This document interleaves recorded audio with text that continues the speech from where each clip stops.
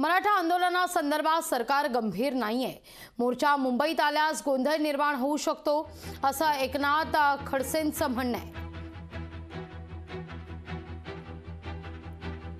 मोठ्या प्रमाणावर मराठा समाज मुंबईकडे कूच करतोय आणि मुंबईमध्ये आल्यानंतर आणखी गोंधळाची स्थिती निर्माण होईल। अनेक प्रश्न त्या माध्यमातून निर्माण होतील। त्यापेक्षा आधीच शासनाने जे त्यांना चर्चा करायचं आश्वासन दिलेलं आहे किंवा त्या संदर्भातली जी भूमिका घेतलेली आहे ते स्पष्टपणे सांगावी।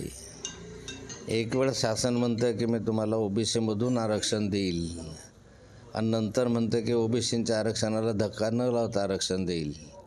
ही दुटप्पी भूमिका आहे।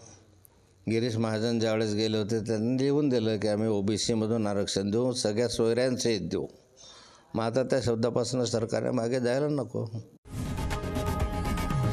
लोकशाही मराठी ऐका, पहा, जागरूक रहा।